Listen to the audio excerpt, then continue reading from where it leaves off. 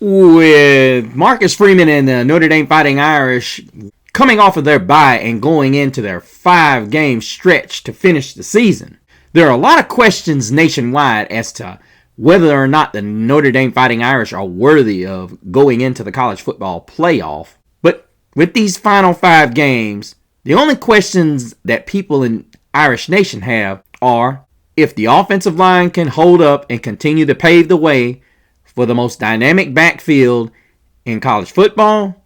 Is CJ Carr really that dude? And is this defense finally back to where it once was? All this and more on this edition of Talk Like a Champion.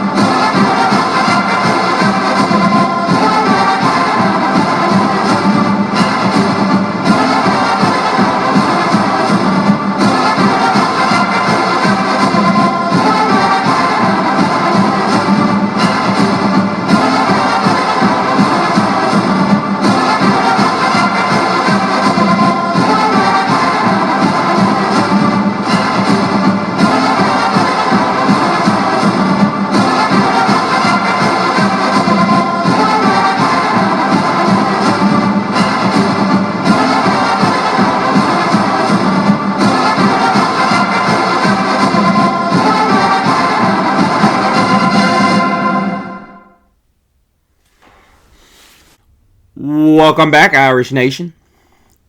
Thank you guys so much for joining us here on this edition of Talk Like a Champion. Of course, you're talking with the one and only Mr. CeeLo.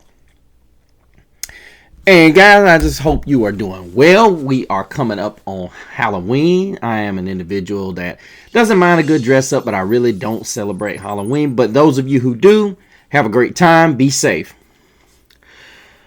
But guys, I must go ahead and tell you that we had a game to play Saturday.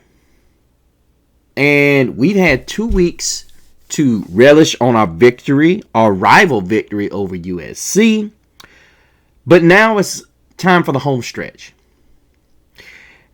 And guys, let me explain something to you. Even though there is a trophy at stake this weekend, we must not slip.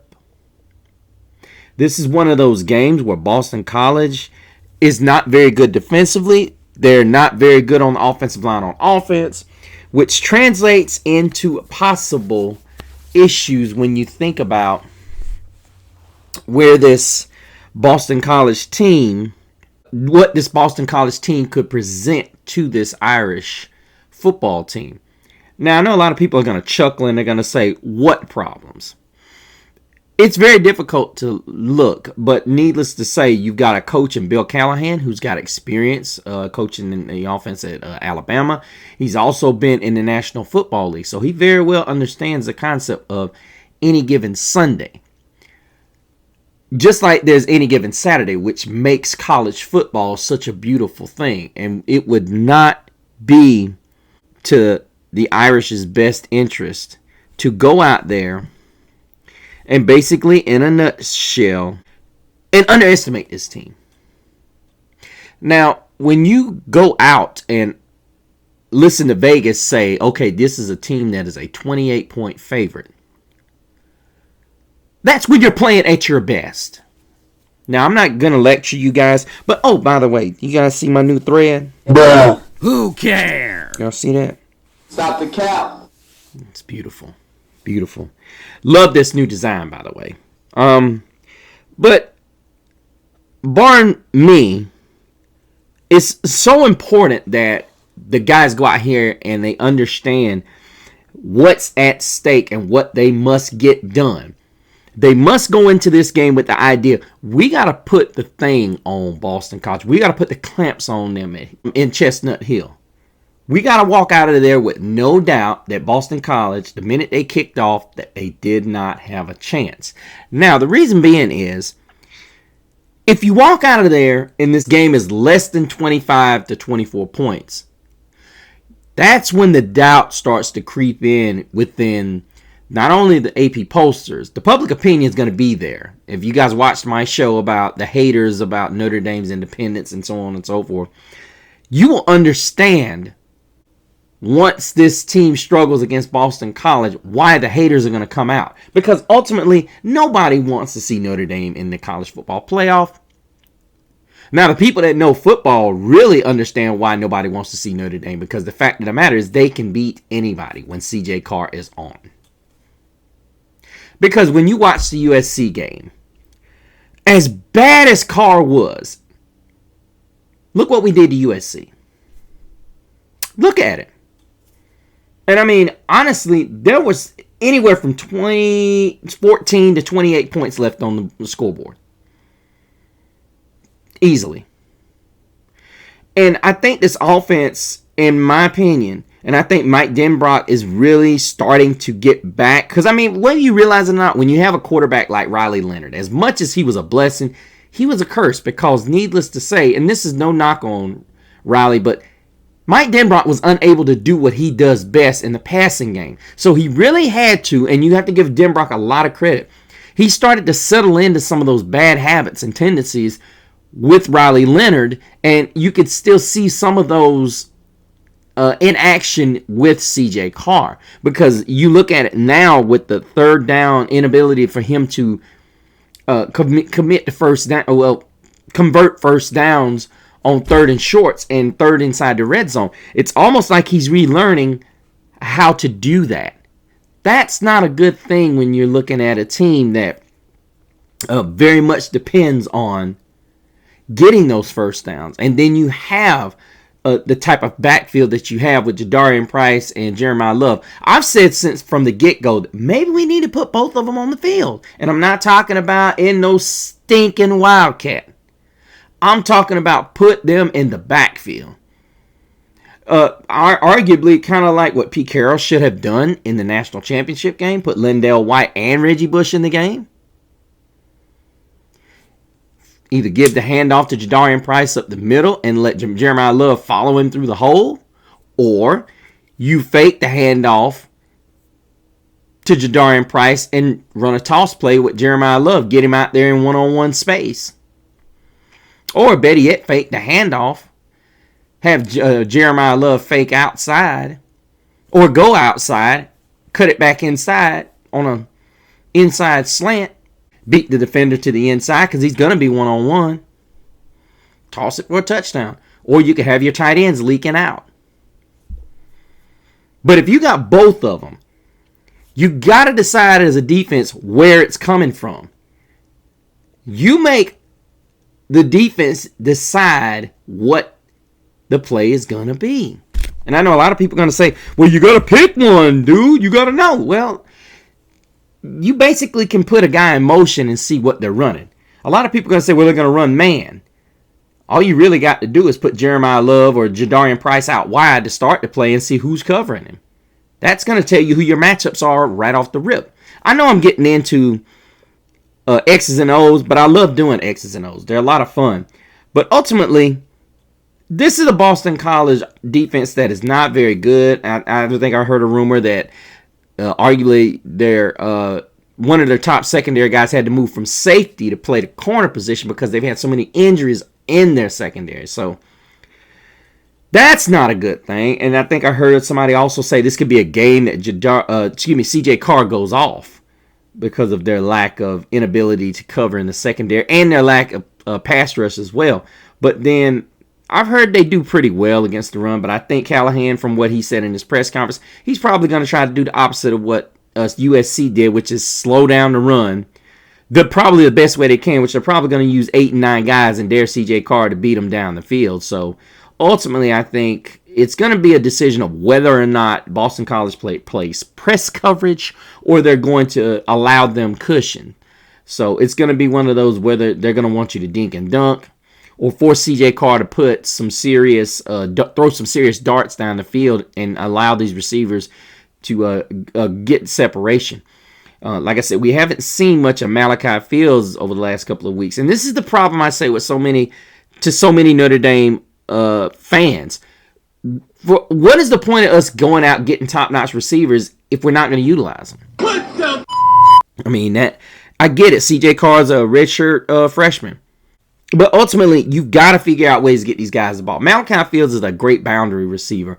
At some point, there need to be 2 balls a week that go up to him. Now, the one he threw against USC was trash. That was a horrible throw, and Fields still caught the dang thing. The rule you need to get with CJ Carr to Malachi Fields is just get it within his reach. Keep it in bounds at least.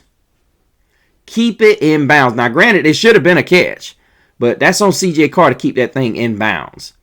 The guy is absolutely phenomenal. And Denbrock needs to call that play. You know how they have certain play where, like back in the days, they have just for that player they call it? That's what it needs to be for Malachi Fields. You run a play just to get him ISO on whoever's on him. That's just me.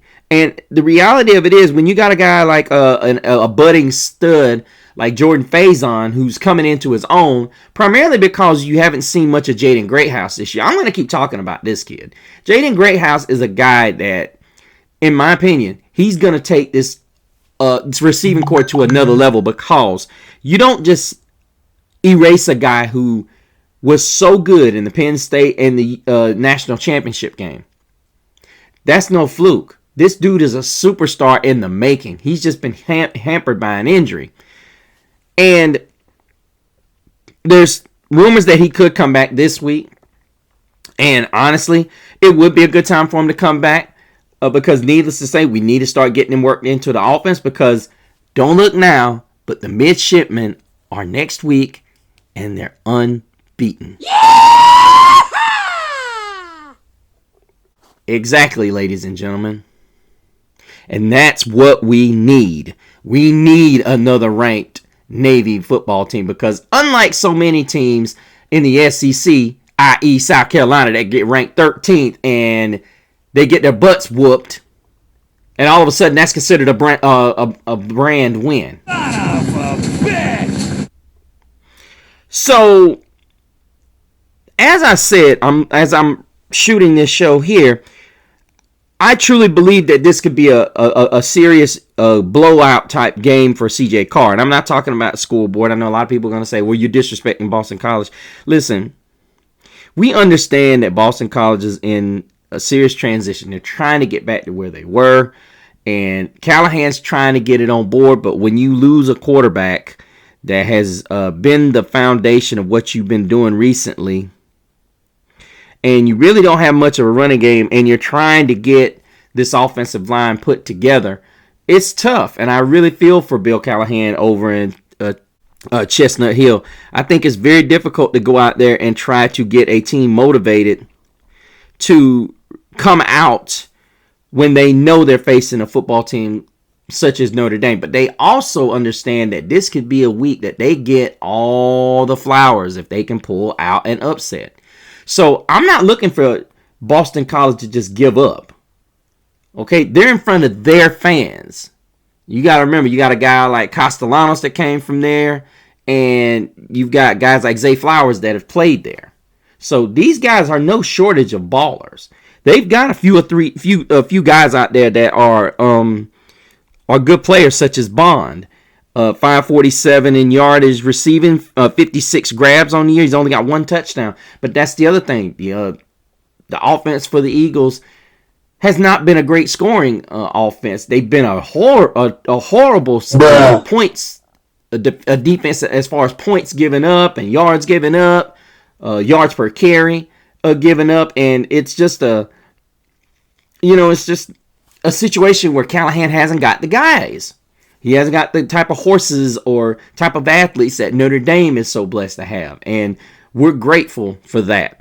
But I think they're going to test Christian Gray more than likely. And I would think that they would put Leonard Moore on bond, as they did with Malachi Lemon and USC. And I think ultimately this is where you look and you say, okay, let's let our superstar be a superstar, and then get guys like Boubacar Traore getting out there on that edge against that Boston College. This could be a game where they tee off on Boston College's offense. I think Traore could get a couple. I think KVA could get a couple.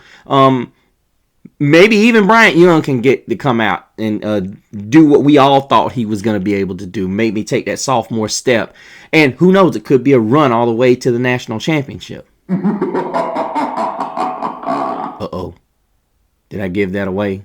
What a dumbass! Dumb shit! Dumb shit! Dumb shit! As far as this game goes, what we need to do is we need to build good habits. We've got 2 new starters. Well, technically 2 new starters, not starters from the opening weekend. Let's say that. 2 new starters on the offensive line, and we've got to get this situated. We've got to get a situation established where we're running the ball efficiently and we're able to pass block, because guess what? These guys look like the offensive linemen for the future as of right now. So we're going to have to be on the straight and narrow, and it would be great if CJ Carr could throw for 5 touchdowns and over 400 yards. And, you got Jeremiah Love, who's just knocking on the door of 1,000 yards. He and Jadarian Price when you think about it. But we can't get caught up looking towards the Navy game. That's the dangerous area that I'm leaning towards. We cannot look towards Navy. I get it. It's a big, big, big nationwide game next week, more than likely. If Navy can pull out the victory, that if they can pull out, they can get victory in the game that they're playing tomorrow. It would be a massive, massive opportunity for the Irish to show the world what they're capable of doing as they face off against a unranked North Texas team that is full of fireworks and has been ranked early this season. They go to Denton for that game. It's a huge opportunity, but like I said, we cannot get caught up in trying to look forward in that. And I know Notre Dame wants to see that and have that game in Notre Dame Stadium. It's already scheduled for 7:30. It's going to be a night game, but we've got to take care of business at 3:30 on Saturday. We've got to go out there, start creating some great habits, getting Jeremiah Love, Jadarian Price the ball, and if Boston College is not going to let us do that, we got to let our superior athletes on the outside do what they do. Listen, I like Bill Callahan. I like the Boston College program. They've always run a clean program.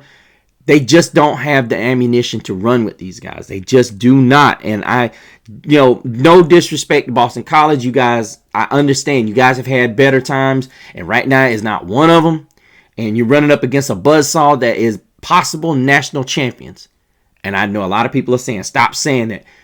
You can call it what you want, because right now Texas A&M is the standard, not Ohio State. I've watched both of these teams. I don't think Ohio State could stop A&M. Now, a lot of people are going to say, well, they could score with them. That's debatable, too. Look what Washington did to them in Seattle, of course. Not impressive. I think Texas A&M has the weapons to get to Julian Sayin. I think they can shut down Jeremiah Smith and Cardell Tate. Just saying. Just saying. Let me know what you guys think about our chances against Boston College up in Chestnut Hill. You guys, make sure you leave comments down below. And if you're a first-time subscriber, please make sure you put your comments down there as well as your name. Then scurry over to Facebook, where we have a Facebook group as well as a Facebook page. Make sure you hit add a friend, as well as make sure you hit join on the group. Finally, make sure you go over to my Instagram at Mr. CeeLo and check me out so you can keep up with all the in-season shenanigans that I will be caught up in. But until we meet again, may the road rise up to meet you. May the wind be always at your back. May the sun rise warm upon your face. May the rains fall soft upon your fields. And until we meet again, may God hold you in the palm of his hand.